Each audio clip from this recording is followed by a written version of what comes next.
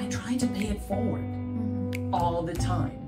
And what that means is it's mentally, when I'm asking a stranger for favors that they don't owe me, I can feel more comfortable about it because I have given plenty of strangers that I didn't owe anything favors as well. So my philosophy in life is if I can help, I will. And if I can't, I don't have to feel bad about it because when I can, I will. Hi everyone, welcome back to MPods. Today we're really happy to sit with Diane Bouis. Diane is an angel investor, startup advisor, and a program coordinator at MedTech Innovator. She graduated from Michigan Ross School of Business back in 2012. We are really happy to have her back here today.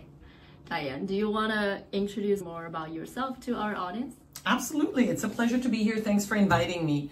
As you mentioned, Ross 2012. I originally from Europe, moved here 20 years ago, right after a PhD, and transitioned out of academia by way of MBA, by way of Ross MBA to be specific, and have since then spent some time in innovation consulting, which I would define as industry agnostic intrapreneurship, as in identifying opportunities and spinning up companies inside of Fortune 50 companies, so very large companies, industry agnostic, your ExxonMobils and Cargills and DuPonts and of the world, and really fell in love with the lean startup methodology. And I will tell you, I apply it to just about everything, including my own life.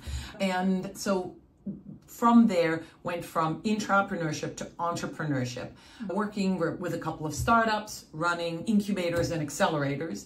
And just as of 6 weeks ago, left position running the US program for MedTech Innovator. MedTech Innovator is the largest accelerator in MedTech on the planet. I ran the US program. Somebody else runs the Asia Pacific program. It's got a 5% acceptance rate. And so it was an opportunity to really work with phenomenal startups and grow my global network. That's fantastic. So you mentioned that you did your PhD back in Europe, and then you moved here to finish your postdoc fellowship at the University of Michigan. I think you must set up a really perfect career path going to, medical science. Wonder what kind of experience during your PhD and postdoc might have influenced you to transit from medtech to business in healthcare. I think with hindsight, a career path always looks obvious. And when you're in it, it doesn't look obvious at all. And I think we all find ourselves at various inflection points of our lives where we try and figure that out. Hindsight is 2020.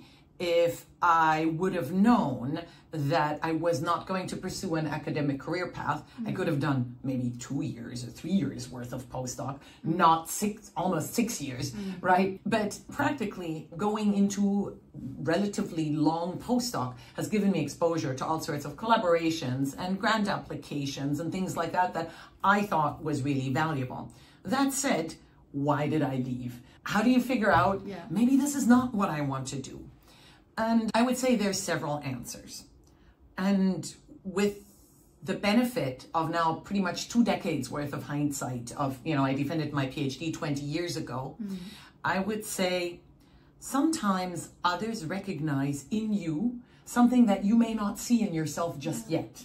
And so when I defended back in the Netherlands, the head of our department, the head of the Department of Oncology, during my layman's talk, in the Netherlands you do a layman's talk where you get 15 minutes to explain to your friends and family what the heck you've been doing for the past years, right? Because often we go so deep, it's only understandable to people in our own field. It is completely, it could be anything to our family members. And so I apparently impressed the professors with my layman's talk, with just explaining why this matters. And what she said at the time that I found from somebody else later, she didn't say it to my face. At the time, I thought it was offensive because she said she should go into marketing. And what she meant is, this is a person who apparently is a pretty decent scientist. She's defending a PhD, but she can talk business. And to someone who is a medical scientist and a physician, that sounds like sales and marketing. So marketing as a catch-all for business. This person might be a good business person. And I thought, I'm really smart. I'm going after the Nobel Prize. Don't talk to me about marketing. And so it took a number of years to realize that what she saw was something that is a skill of mine, a trait of mine. I'm a people person. I can convince people to do things. I am memorable. I can make my goals tangible. I can explain to you why you should care. And that is a business skill. Of course, it's rooted in science. I'd be interested in explaining lots of things to you, but explaining science-y things to you gets me more excited than explaining other things to you. So at some point, as I was going through my 10-year plan, and especially at the fork in the road, do I want to become a faculty member or not, right? You go for faculty interviews. It's a 3-day thing. You go to different universities. Each of those, you give a talk. It's a long and exhausting exercise, and I saw that fork in the road. If I do this is going to be my startup package, this amount of money, this amount of salary, so much money to start my lab. These are the collaborations. My road for the next 10 years is in front of me. And there are these moments in life when you see the future and you pause and you think, this has been the future I wanted since I was 14. Yeah. I am now in my 30s. Do I still want that future? Is that still the future that I want? And I signed up to do the GMAT and get an MBA. And so to me, it comes down to impact. Can I impact the world? And how can I have the greatest impact on human health? And at that point, now, 2009 or so, 2008, 2009, I realized I can have the greatest impact in the world from a different vantage point.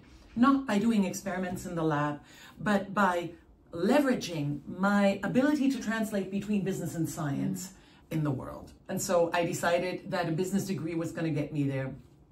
And to be real, as an international scholar, in 2009, it was also really hard to find a job in the US. So there's vision and there's practicality. And I just couldn't land a job that would sponsor my visa. So getting a degree it served me well. I would do it again. I would walk my path again. I have very few regrets about my life and my career, but it was both vision and practicality. Yeah, that's amazing. I totally agree that sometimes you just need a third-party view to see the underlying personalities in yourself and kind of go back to reflect on that. So you mentioned that you transitioned into business world by pursuing an MBA in Ross. How has that experience helped you with this transition, and what kind of opportunities did Ross bring to you when you were here?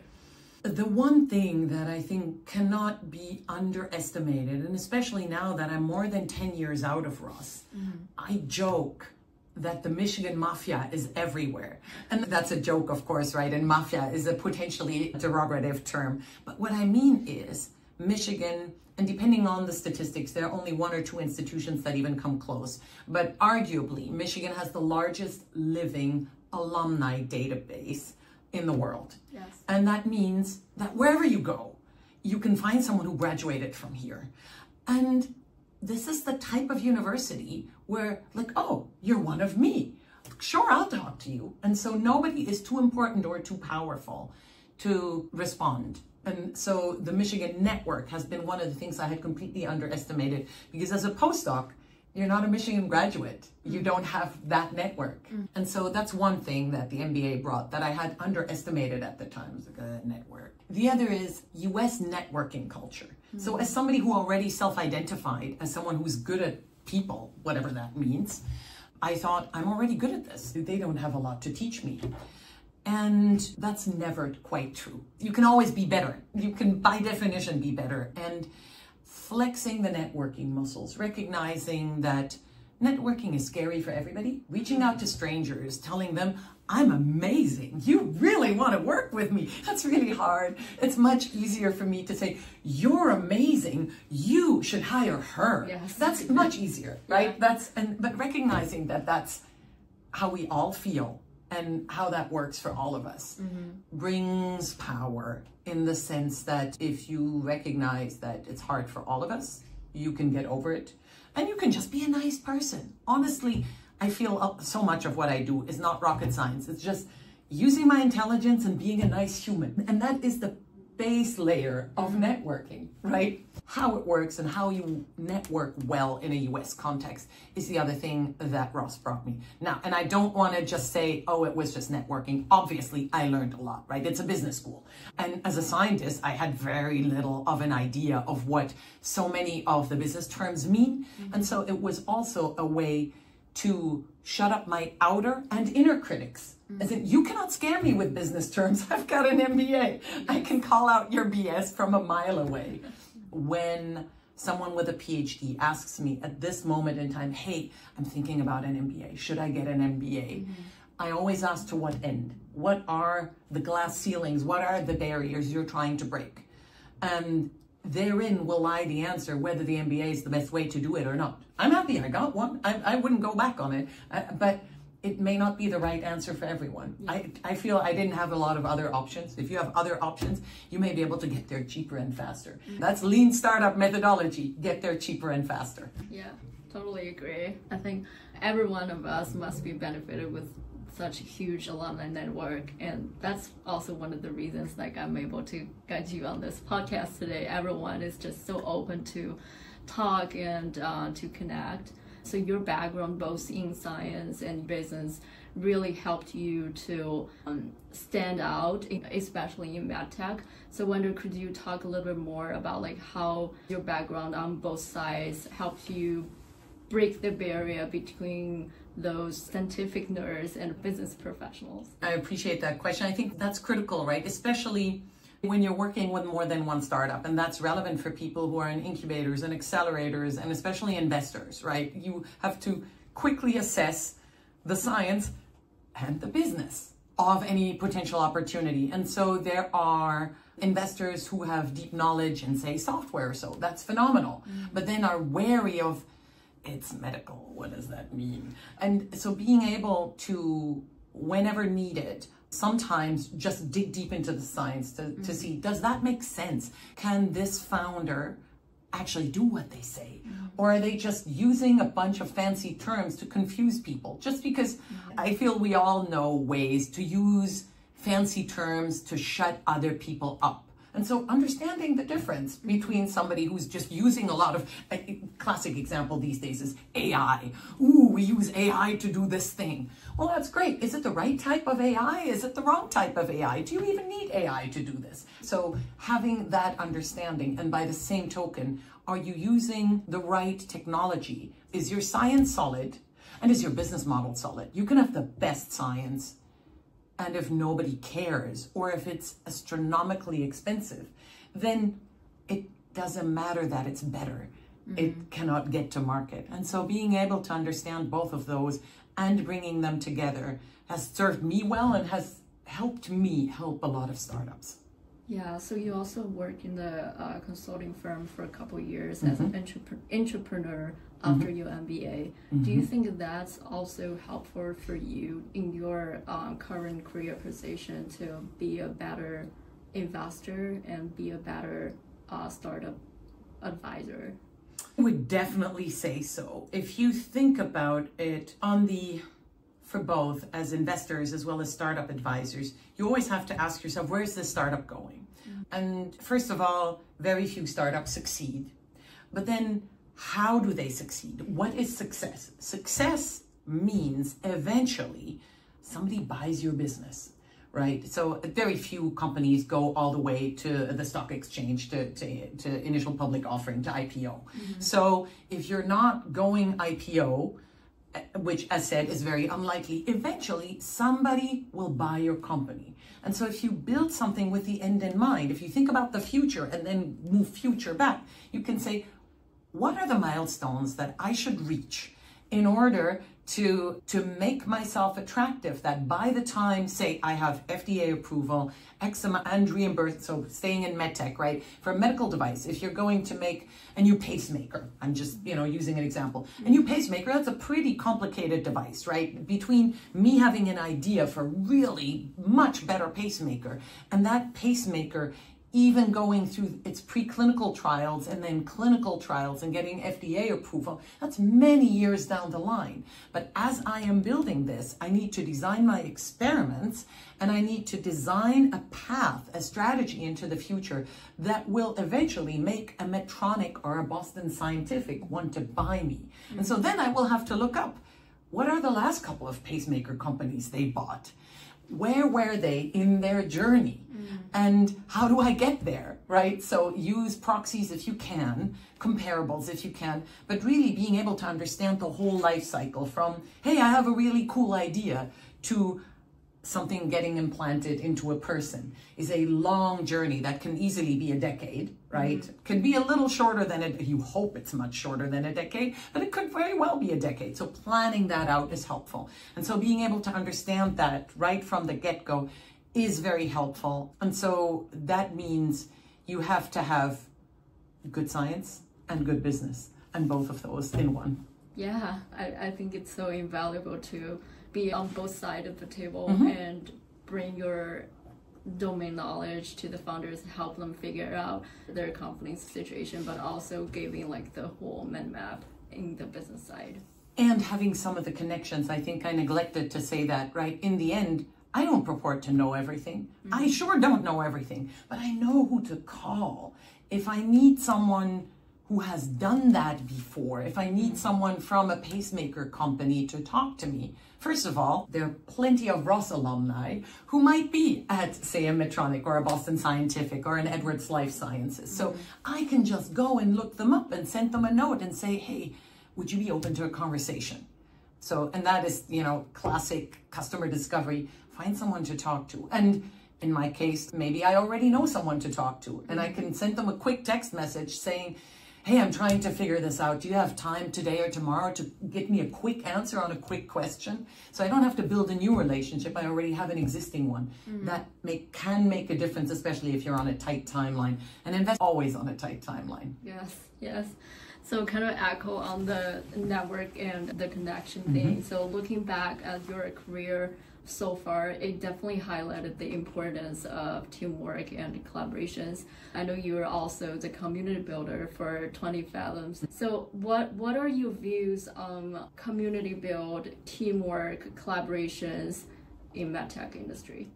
So I'm going to use the tried and true Techstars kind of advocated, like coined this hashtag give first. And so I think being useful, and that to me means saying yes. You say, hey, will you come on our podcast? The answer is yes, right? And if I'm too busy, then it's not now, ask me in July. That's possible too, but it's barely no, go away, because we build a relationship. And I may not need anything from you today, and that's fine. Like paying it forward is part of it. My transition out of my postdoc felt really lonely. I didn't just wake up one day and got an MBA, right? It took a while applying for jobs and things like that. So for more than a decade now, I have tried to give back to scientists leaving academia by giving workshops and coming on podcasts and meeting people for coffee. And as you can imagine, in a decade, people who were in scientific positions, either PhD students or postdocs at University of Michigan, have gone places. And so I am often really humbled by what amazing people I know. I feel like, how did that happen? And of course, the answer to that very rhetorical question is, I try to pay it forward all the time. And what that means is it's mentally, when I'm asking a stranger for favors that they don't owe me, I can feel more comfortable about it because I feel I have given plenty of strangers that I didn't owe anything favors as well. So my philosophy in life, right, is if I can help, I will. And if I can't, I don't have to feel bad about it because when I can, I will. So hashtag give first, really that startup ethos of always be helpful is a great way to build relationships. Then the next step is maintain relationships. But I'm often really humbled when I reach out to someone I haven't spoken to in 8 years and they're like, oh, it's you. I'm so happy to hear. Yes, of course. And that is wonderful. Yeah. So, but then to put that in service of the various organizations I've worked with. So for 20 Fathoms, we were building a new program right from the ground up. And so, of course, I don't know everyone who's useful. I would say about half of the people that we reached out to be speakers were people I already knew somehow, some loose, some not so, but there were others that I really didn't know. And then you reach out cold and say, hey, I'm trying to build this thing. Would you be willing to like consider it? Would you be willing to get on a phone call? And of course, when I talk to someone, I always ask them, hey, who else should I be talking to? I'm doing this thing. Yeah. Who should I be talking to? I think if there's one networking hack to remember is never leave a conversation without saying like, hey, who else should I be talking to? In the worst case, the person says, I don't know. In the best case, the person says, I have a classmate. You should talk to them. Or something of that nature. So to summarize, it's always open to help, paying forward, and asking for referrals. Well done you. Yes, completely agree. Those three I would take home. This is a fine question. One of the founders you worked with said you are a great leader and you had the ability to confidently and independently organize and implement complex tasks while collaborating and overseeing the work with others. This is from the founder worked with you before. So as the program director of MedTech Innovator, what are your insights on leadership and career growth? So my view on leadership is hire great people and get out of their way. And what I mean by get out of their way is not like completely hands off, but find ways in supporting your people to do their best work. I think that's one of the hardest things to do because I have a way I do things and I'm going to show you how I do things. And I would guess that that's the best way to do these things. But I hire you for your skills.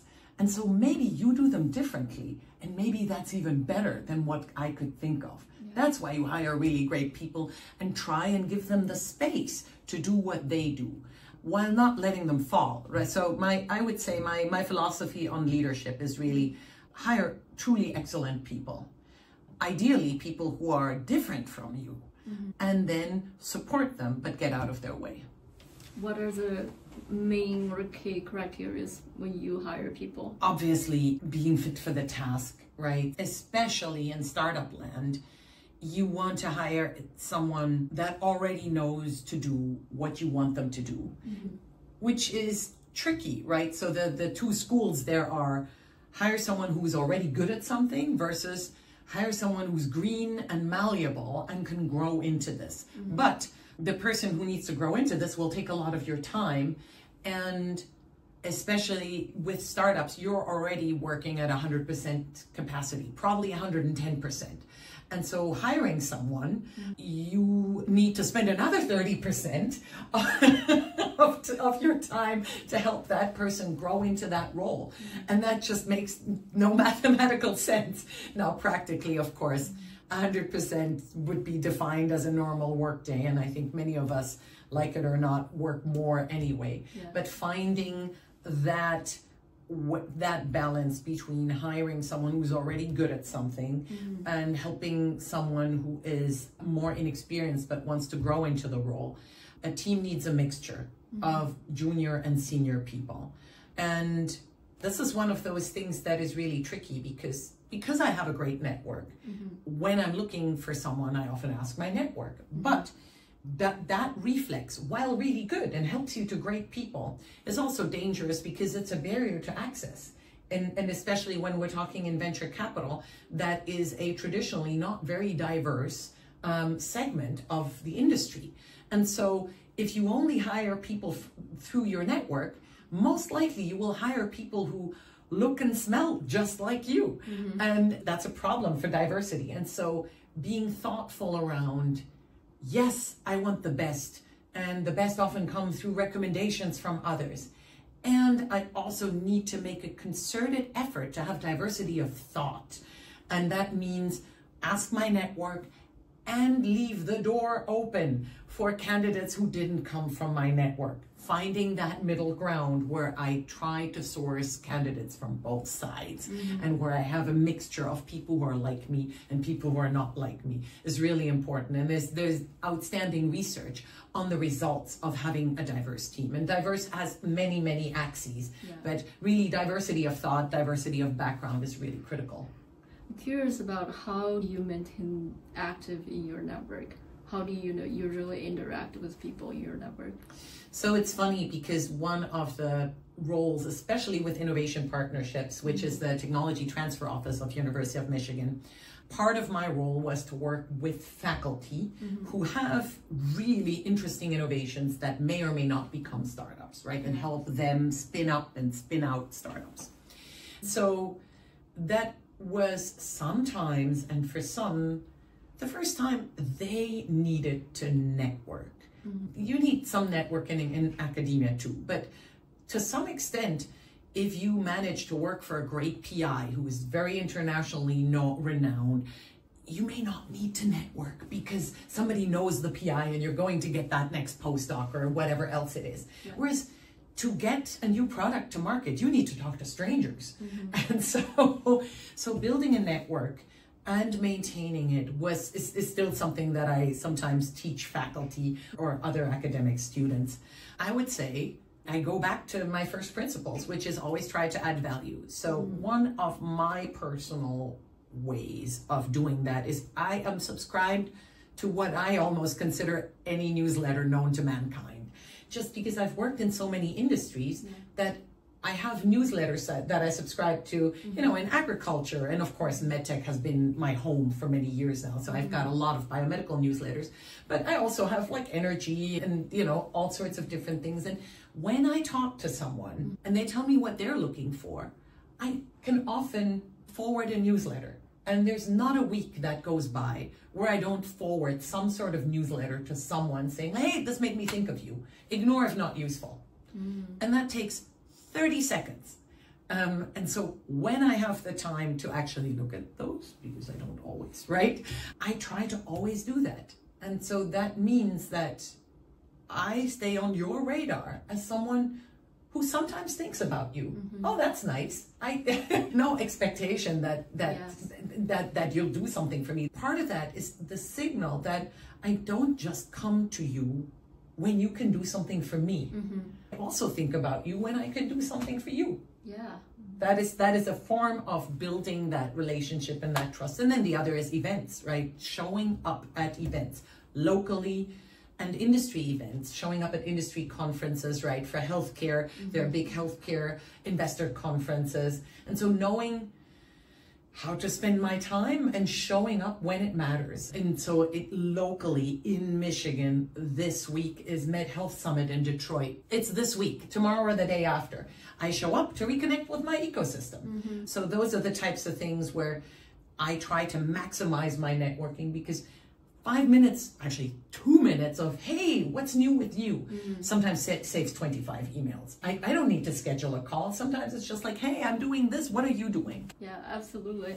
This is such an interesting method. No one has ever mentioned about sending out interesting or useful newsletters to people in your network. And sometimes I'm struggling with updating people that I met before what I am doing, but I think the point is offering something to them is more important from their perspective. Right. And I recognize, especially early in your career, sometimes you have nothing to say. I absolutely respect that. Especially during my MBA and for the 2-3 years after my MBA, I was very religious about sending a update around Thanksgiving and the holidays. When I give talks about networking, I always tell people to do that. I will tell you, I haven't done it last year.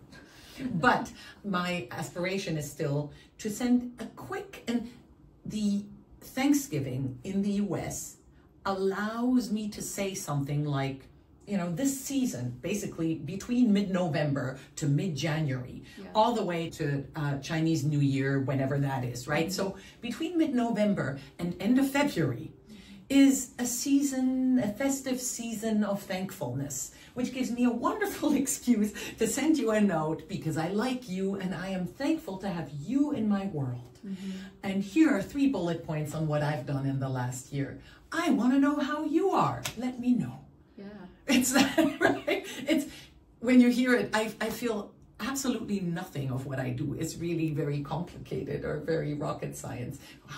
With hindsight, it's all super obvious. But together, every step of me forwarding you a newsletter, introducing you to people, or asking you, I met this person, would you be open to talking to them?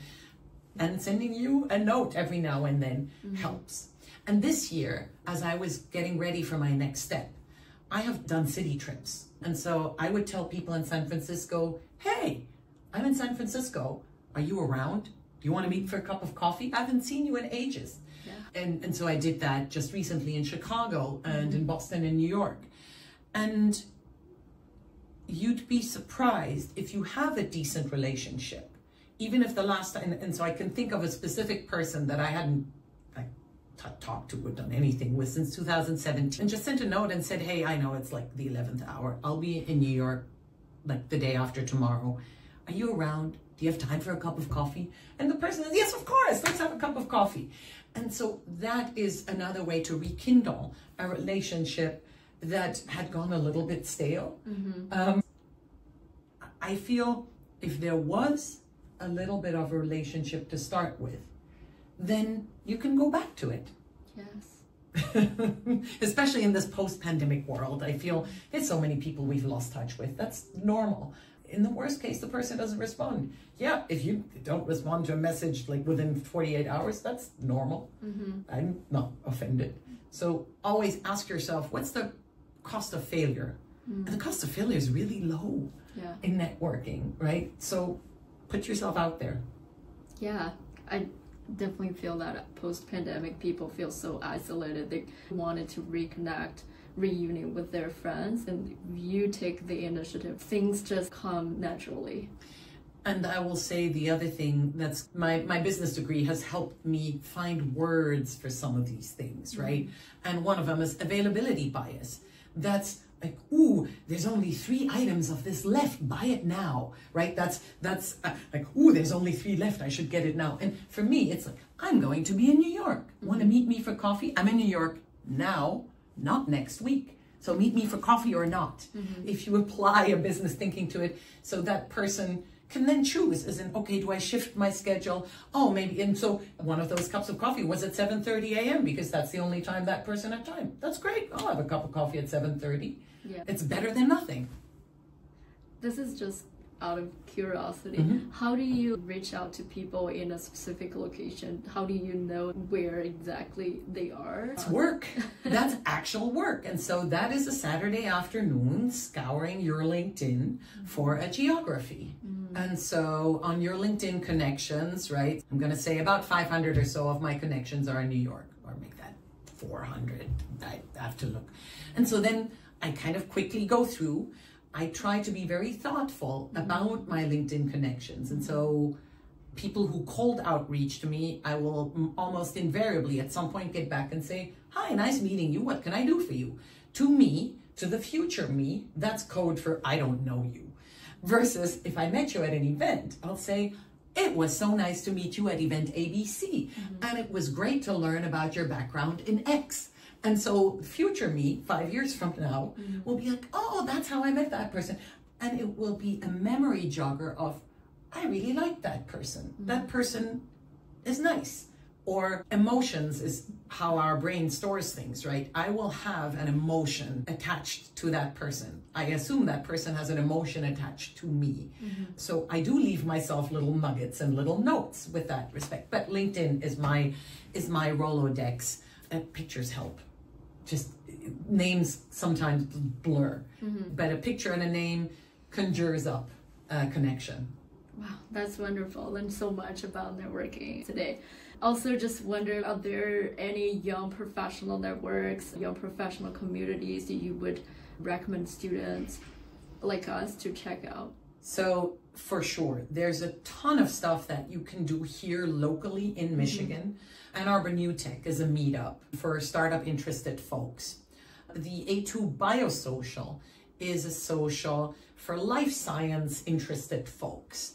Ann Arbor Spark is the local economic development organization that has job portals and the like. So if you start with those three, you're already in a pretty decent place. And then every time I meet someone new to the ecosystem, I try and learn, what are they interested in?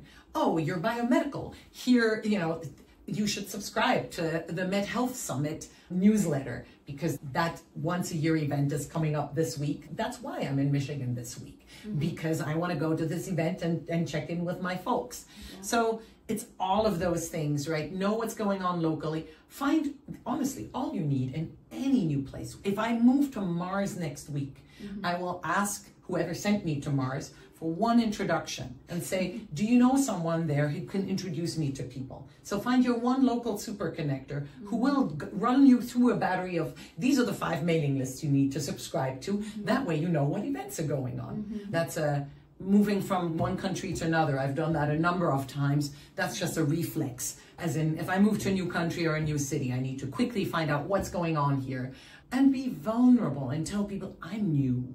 I don't know what's going on here. So to use the example of the recent New York trip, I met a person who was my online friend for coffee, and she said, hey, I should have told you this earlier, but I'm going to an event tonight at 6. You should come. That's a great event.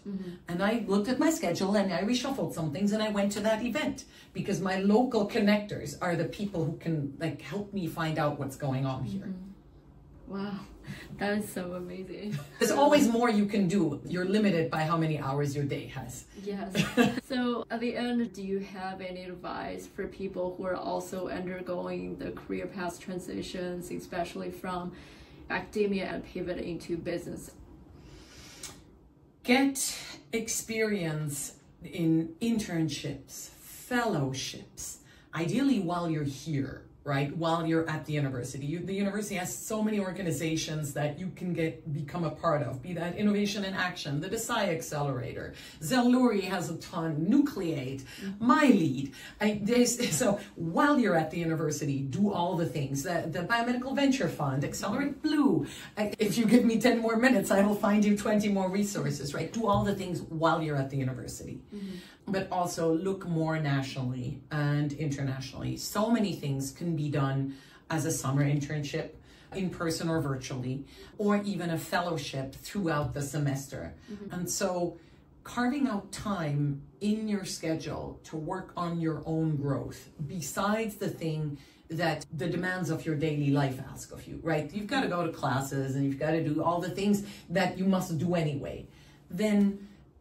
From now until you retire, remember that you should spend about half a day a week or so, or maybe a day every 2 weeks, or roughly, don't care when and how, right, on your professional development. And that is reading the newsletters, looking at people's online posts, repost, and find out what are the organizations that will help me grow. Because between now and your retirement, between now and my retirement, there will still be a number of jobs. There will still be a number of revolutions of the career wheel. And so the people I know now will hopefully be able to help me navigating those. And so growing those relationships and maintaining them will help you get there. Because you may change your mind. You're allowed to change your mind, but your network will help you with those pivots and changes. So do all the things now here, even the things that are adjacent or not necessarily obvious to your career. Be nice and helpful, even to people who go into industries that you're not interested in. If you're going into plastic injection molding or into consumer packaged goods, most likely we're not going to cross paths. But I know a guy in plastic injection molding. I'll introduce you. Even if I really think you're going to be professionally useless to me, I can still be nice, because I may change my mind and my next career step may be in plastic injection molding or something else.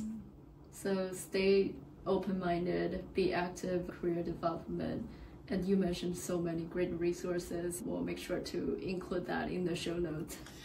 And I'm happy to send you links if you can't find them. I rattled them off quickly. Well, is there anything else that you want to share with our audience, with young people today? I appreciate that question. I'm going to come back to something I said at the very beginning, and that is, don't underestimate how other people see you. That's something that can change too, but use it as a tool. Ask for feedback. Find groups and safe spaces where you can ask for feedback, as in, how does that come across? Because that can help you grow. What's your feedback on today's podcast? Boy, now I need to think. I appreciate the question. You're right for asking it. I am glad that you reached out ahead of time, found a good time, found a good room. My feedback is you seemed really prepared. You looked into my background. I really appreciate that. And so the questions were informed. You must have listened to at least one of the ways how I describe myself. You knew how to pronounce my last name. That's non-obvious. So I can appreciate the preparation. And so what you're leaving with me is the impression of someone who is prepared and confident. You didn't look at your note. You were prepared to talk to me face to face. So the interaction will stay in my mind as a very professional and well-prepared one. Wow, that's such a high compliment. Thank you so much. I really appreciate you coming today. I'm very glad that I was here. Thanks for having me. Thank you so much. Glad to talk to you.